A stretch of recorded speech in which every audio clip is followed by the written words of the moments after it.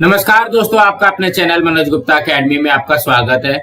दोस्तों आज हम लोग कक्षा 8वीं के गणित में पाठ 17 वृत्त, जीवा एवं चाप का प्रश्न संग्रह 17.2 करने वाले हैं। दोस्तों अभी तक आप लोगों ने इस चैनल को सब्सक्राइब नहीं किया तो प्लीज सब्सक्राइब और चैनल लाइक कीजिए और अपने फ्रेंड्स के साथ शेयर कीजिए। दोस्तों बाकी विषय के भी प्रश्नोत्तर के वीडियो बना करके अपलोड किया गया है, उसका लिंक आपको डिस्क्रिप्शन बॉक्स में दिया गया, आप लोग वहां पर जाकर के देख सकते हैं। तो आइए अब हम चालू करते हैं प्रश्न संग्रह 17.2। ये प्रश्न संग्रह 17.2, उसमें से पहले प्रश्न में क्या दिया गया, सी केंद्र वाले वृत्त के व्यास रेख पी क्यू तथा रेख आर एस समकोण पर प्रतिच्छेदित करते हैं। तो कहने का क्या मतलब दिया गया, देखो यहाँ पे आर एस और पी क्यू ये क्या बना रहा है, ये समकोण बना रहा है। तो यहाँ पे क्या बोला गया, क्या चाप पी एस तथा चाप एस क्यू सर्वांगसम है, बताइए। मतलब ये जो चाप है पी एस और एस क्यू, पी एस कहाँ पे है, देखोगे ये वाला जो चाप है ये क्या है, पी एस है, और ये वाला जो चाप है ये कौन सा है, एस क्यू है। ये दोनों बराबर है क्या, ऐसा हमको बताना है। और दूसरे प्रश्न में क्या दिया गया, चाप पी एस के सर्वांगसम अन्य चापों के नाम लिखो। मतलब पी एस का और कौन कौन सा सर्वांगसम चाप होगा। तो यहाँ पे सबसे पहले जो दिया गया है वही लिखते हैं, क्या है, वृत्त के व्यास रेख पी क्यू तथा रेख आर एस समकोण पर प्रतिच्छेदित करती है, प्रतिच्छेदित करती है। अब यहाँ पे देखोगे जब प्रतिच्छेदित करती है तो कितने अंश का कोण बनेगा, ये 90 अंश का बनने का। यहाँ पे समकोण पे अगर प्रतिच्छेदित करती है तो यहाँ पे लिखेंगे, इसलिए माप कोण पी सी एस बराबर ये 90 अंश का हो जाएगा। और कौन सा 90 अंश का होगा, माप कोण एस सी क्यू। और कौन सा कोण होगा, माप कोण आर सी क्यू। और कौन सा कोण होगा, माप कोण पी सी आर। ये जितने भी कोण है ये कितने अंश के बनेंगे, ये 90 अंश के बन जाएंगे। देखो अगर ये 90 अंश का बनता है, देखो पी सी एस अगर 90 अंश का बनता है तो एस सी क्यू भी 90 अंश का बनेगा, आर सी क्यू भी 90 अंश का बनेगा, और पी सी आर भी 90 अंश का बनेगा। तो यहाँ पे लिखोगे माप चाप पी एस बराबर माप कोण पी सी एस बराबर ये 90 अंश का हो जाएगा। उसके बाद में यस सी क्यू के सामने कौन सा है, देखो यस सी क्यू का चाप कौन सा आएगा, यस क्यू आएगा। यहाँ पे लिखोगे माप चाप यस क्यू बराबर माप कोण यस सी क्यू बराबर ये भी 90 अंश का आ जाएगा।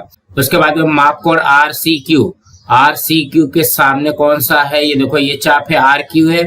यहाँ पे लिखोगे माप चाप आर क्यू बराबर माप कोण आर सी क्यू, ये भी 90 अंश का आएगा। उसके बाद में माप चाप कौन सा देखोगे, पी सी आर का, तो पी सी आर का कौन सा बनेगा, पी आर बनेगा।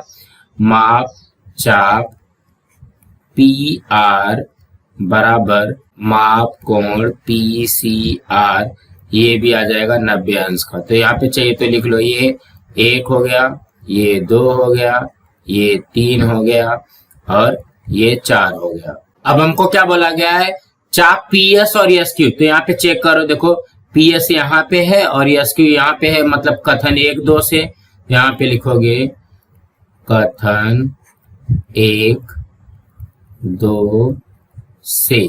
तो देखोगे चाप पी एस का भी मान 90 है और चाप एस क्यू का भी मान 90 है। तो हम लोग यहाँ पे लिख सकते हैं माप चाप पी एस सर्वांगसम का चिन्ह माप चाप एस क्यू। तो यहाँ पे लिखेंगे, इसलिए चाप पी एस सर्वांगसम चाप एस क्यू। ये तो आ गया ये पहला प्रश्न। अब क्या करना है, दूसरे प्रश्न में पूछा गया है चाप पी एस के सर्वांगसम अन्य चापों के नाम लिखो। तो यहाँ पे लिखोगे चाप पी एस का सर्वांगसम, और कौन कौन सा चाप होगा, सभी चाप होंगे, सब 90 अंश का है। चाप एस क्यू इसका सर्वांग सम हो जाएगा चाप आर क्यू, इसका सर्वांग सम हो जाएगा चाप पी आर। तो कहने का क्या मतलब है, यहाँ पे ये पहला प्रश्न हो गया चाप पी एस सर्वांग सम एस क्यू, क्योंकि ये सब देखो 90 अंश का है और यहाँ पे सभी जब 90 अंश का है तो सबके चाप का नाम लिख दो, चाप P S S Q R Q और पी आर। सो दोस्तों इसी तरीके से करना है। अब हम अगला करते हैं। दूसरे में क्या दिया गया, आकृति में ओ केंद्र वाले वृत्त का रेख यम एन व्यास है। यहाँ पे ये जो दिया गया यम एन, ये क्या है, व्यास है। कुछ केंद्रीय कोणों के माप दिए गए हैं। यहाँ पे देखो इसका माप दिया गया 100, इसका दिया गया 100, इसका दिया गया 35 और इसका दिया गया 35। तो हमको क्या बोला गया, इस आधार पर पहला कोण AOB और कोण COD के माप ज्ञात कीजिए। तो यहाँ पे देखोगे AOB मतलब ये वाले कोण का हमको यहाँ पे माप निकालना है और दूसरा वाला कौन सा है, COD मतलब ये वाले कोण का मान हमको निकालना है। तो हमको क्या दिया गया, पहले यहाँ पे देखते हैं रेख यम एन व्यास है। अब मुझे ये बताओ जब व्यास रहेगा तो वो उसका टोटल कितना होता है, जैसे ये व्यास हो गया, ठीक है, यम एन ये व्यास हो गया, तो ये जो ये पूरा का पूरा ये कोण होता है ये कितना होता है, 180 अंश होता है। तो हम लोग यहाँ पे लिखेंगे कोण यम ओ ए प्लस और यहाँ पे क्या लिखोगे यन ओ ए, कोण यन ओ ए बराबर ये कितना होता है, ये है 180 अंश। इसका कारण क्या आएगा, रेखीय युगल कोण। यहाँ पे लिखोगे रेखीय युगल कोण। रेखीय युगल कोण से ये क्या हो गया, ये 180 अंश का होता है। तो हम लोग यहाँ पे लिखेंगे इसलिए कोण यम ओ ए प्लस। अब यहाँ पे देखोगे यन ओ ए में क्या क्या आ रहा है, देखो यन ओ ए, इसमें कौन कौन सा है, ए ओ बी है और बी ओ एन है। यहाँ पे लिखोगे ए ओ बी प्लस कोण कौन सा बी ओ एन है, बी ओ एन बराबर 180 अंश, ऐसा हो जाएगा। कहने का क्या मतलब है, ये कोण दिया गया है और ये पूरा का पूरा रेखीय युगल कोण में आता है। तो ये वाला कोण और ये वाला कोण हमको दिया गया, इसके अंदर दो कोण है। यहाँ पे यम ओ ए कितना है, 100 है। कोण ए ओ बी निकालना है, ए ओ बी निकालना है प्लस बी ओ एन कितना दिया गया, 35 अंश दिया गया, 35 अंश है बराबर 180 अंश। अब यहाँ पे ये दोनों को जोड़ो, देखो ये 100 है और ये 35 है तो ये हो जाएगा 135 अंश प्लस कोण ए ओ बी बराबर 180 अंश, ऐसा हो जाएगा। अब ये 135 है प्लस हो रहा है, इस सट जाएगा तो क्या माइनस हो जाएगा। कोण ए ओ बी बराबर 180 माइनस 135। अब 180 में से 135 घटाओगे तो कितना हो जाएगा, ये हो जाएगा 45 अंश। यहाँ पे हो जाएगा कोण ए ओ बी बराबर 45 अंश। ये तो ए ओ बी निकला। अब उसी तरीके से COD भी निकालना है। तो यहाँ पे देखोगे ये फिर से यही लिखना पड़ेगा, रेख यम एन व्यास है। जब यहाँ पे देखोगे अब COD किस साइड में है, देखोगे इस साइड में है। यहाँ पे क्या हो जाएगा, यम ओ डी, कोण यम ओ डी प्लस और कौन सा बनेगा, एन ओ डी, कोण एन ओ डी बराबर ये कितना हो जाएगा, 180 अंश। इसका भी कारण यही आएगा, रेखीय युगल कोण, रेखीय युगल कोण। अब यहाँ पे देखोगे इसमें कौन कौन सा कोण है, यहाँ पे देखोगे यम ओ डी ये तो है प्लस एन ओ डी में कौन कौन सा है, एन ओ सी है और COD है। कोण एन ओ सी प्लस कोण COD बराबर 180 अंश, ऐसे ही आएगा। MOD कितना है, ये है 100 अंश प्लस NOC कितना, देखोगे NOC ये कितना है, 35 अंश है। यहाँ पे लिखा 35 अंश प्लस कोण COD बराबर 180 अंश, इस तरीके से आएगा। अभी हो जाएगा 100 और 35 से कितना हो गया, 135 अंश प्लस कोण COD बराबर 180 अंश। अब ये प्लस हो रहा है तो इस साइड जाएगा तो क्या हो जाएगा, माइनस हो जाएगा। कोण COD बराबर 180 माइनस 135 तो ये हो जाएगा 45। यहाँ पे आ जाएगा कोण COD 45 अंश। तो कहने का क्या मतलब है, AOB भी आया हमारा 45 अंश और COD भी आया हमारा 45 अंश। ये पहले प्रश्न का हमारा उत्तर हो गया।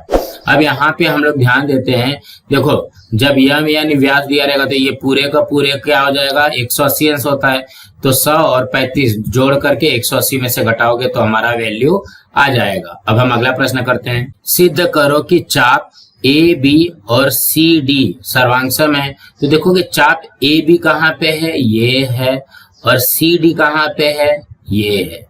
ठीक है, तो अभी हमने निकाला कि ये वाला जो कोण है वो कितना है, 45 अंश का है, और ये वाला भी कोण कितना है, 45 अंश का है। जब दोनों 45 अंश का रहेगा तो ये दोनों चाप क्या हो जाएंगे, बराबर हो जाएंगे, सर्वांगसम हो जाएंगे। तो यहाँ पे लिखोगे माप चाप AB बराबर माप कोण AOB। तो ये कितना आया है, ये आया है 45 अंश। तो कहने का क्या मतलब है, माप चाप AB का मान कितना आ गया, 45 अंश है। उसके बाद में माप चाप क्या निकालना है, CD निकालना है, माप चाप CD। माप चाप CD किसके बराबर हो जाएगा, माप कोण COD के बराबर हो जाएगा। और अब भी हमने निकाला COD कितना है, 45 अंश है, ये भी 45 आ गया और ये भी 45 आ गया। इसलिए माप चाप AB सर्वांगसम माप चाप CD। देखो दोनों 45 का है तो लिख सकते हैं यहाँ पे, इसलिए लिखेंगे चाप AB सर्वांगसम चाप CD।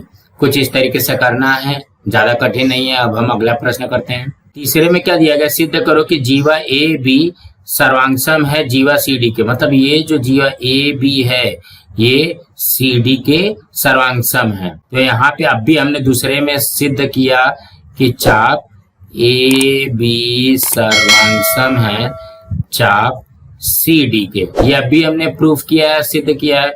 तो जो ये चाप रहेगा तो वही तो जीवा रहेगा ना, तो यहीं पे लिखेंगे, इसलिए जीवा AB सर्वांगसम जीवा CD। इसके कारण में क्या लिखोगे, सर्वांगसम